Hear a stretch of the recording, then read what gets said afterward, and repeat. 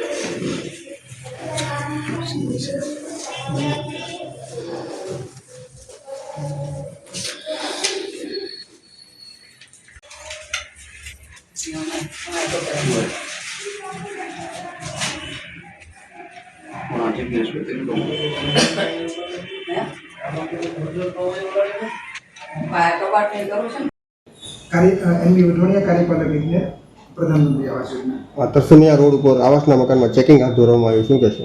प्रधानमंत्री आवास योजना अन्वये तरसमिया रोड पर final plot number 46 Tarsamiya PT scheme में 252 मकानो बनाववामां आवेला हता, जेनो આજરોજ ભાડુઆતનો સર્વે હાથ ધરવામાં આવેલો હતો, જેમાં 7 ટીમો બનાવવામાં આવેલી હતી અને એમાં આવાસનો જે સર્વે કરવામાં આવેલો છે એમાં અમને 94 ભાડુઆત માલુમ પડે છે, 92 મૂળ માલિકો રહેતા હોય છે અને 66 બંધ મકાન મળે છે। પણ આજના સર્વેમાં એક એવી ધ્યાન ઉપર આવ્યું છે કે ત્યાંના પ્રમુખશ્રી અને આજુબાજુના જે રહેણાંક મકાન છે એમને પૂરો અમને કોઓપરેશન આપેલું નથી, કારણ કે એમાં લગભગ અમારે 27 ભાડુઆત પ્રસ્થાપિત થઈ ગયેલા છે કે જે ભાડુઆત રહેતા હતા સ્થળ ઉપર, એટલે 67 મકાન એવા જોવા મળેલા છે કે ખરેખર એમાં રહેણાંક શરૂ છે પણ બહારથી લોક મરાઈ ગયેલો છે। તો આજુબાજુના અને પ્રમુખશ્રીને ત્યાં સ્થળ ઉપર પૂછપરછ કરતા એમના દ્વારા કોઈ પણ માહિતી આપવામાં આવેલી નથી, જે ખરેખર એક ખૂબ જ ગંભીર બાબત કહેવાય, કારણ કે અમે એ લોકો માટે થઈને આ એક સર્વે કરીએ છીએ અને એમને જે ભાડુઆતના ઓલામાંથી એને નીકળવાનો પ્રયાસ કરીએ છીએ કે એમની પણ વારંવાર આવા બધી રજૂઆતો હોય છે। આથી મારી એક ખાસ નમ્ર અપીલ છે કે એમના પ્રમુખશ્રીઓ અને ત્યાંના રહેવાસીઓએ કોર્પોરેશનને ખૂબ જ સાથ સહકાર આપવો જોઈએ।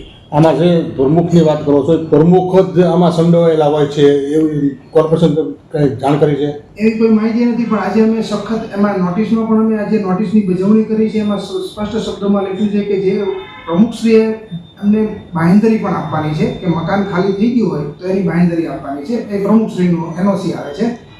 ત્યારબાદ વિભાગ દ્વારા એની ચકાસણી પણ કરવામાં આવે છે। જો એમાં એ ખોટું માલુમ પડશે તો અમે સહકારી સબ રજિસ્ટરમાં પ્રમુખ વિરુદ્ધ કાર્યવાહી કરવા માટે પણ લેખિતમાં આપીશું। જેટલા આવાસ બનાવવામાં આવ્યા છે તેમાં દરેક આવાસમાં પ્રશ્ન છે, જ્યારે તમે ચેકિંગ કરવા જાવ છો ત્યારે જે અંદર ભાડુઆત હોય છે એ લોક મારીને બહાર નીકળી જાય છે। ના, આવો જે બાબત છે ને, આવો પ્રશ્ન અમારો જે ટીમો બનાવેલી છે એના દ્વારા ખૂબ જ સારી રીતના હેન્ડલ પણ થઈ જાય છે। પણ આજની જે અમે આ સર્વે કર્યો છે એમાંથી 67 મકાનો બંધ હાલતમાં મળેલા છે કે જ્યાં ખરેખર રહેણાંક શરૂ છે, એટલે એવું આમ ખરેખર કહી શકાય કે આ લોકોને સવારે કોઈ ના ખ્યાલ પડી ગયો હોય અને એ લોકો બંધ મકાન કરીને નીકળી ગયા હોય, પરંતુ અમે 67 મકાનોને પણ નોટિસ તો ભાડુઆત તરીકેની આપવામાં આવેલી જ છે।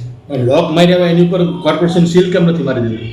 ને પ્રથમ અમારે 7 દિવસની લેખિત સૂચના આપીએ છીએ કે 7 દિવસમાં તમે ભાડુઆત તરીકેનું મકાન ખાલી કરો। જો એ નહીં કરે અથવા એનો એનઓસી નહીં આવે તો ત્યારબાદ સીલિંગની કાર્યવાહી કરવામાં આવશે। મહાનગરપાલિકાને પ્રધાનમંત્રી આવાસને મુખ્યમંત્રી આવાસ યોજના જે બનાવી છે એ જે શ્રમજીવી જે ગરીબ લોકો છે એના માટે બનાવવામાં આવી છે, પરંતુ એનો ગેરઉપયોગ થઈ રહ્યો છે।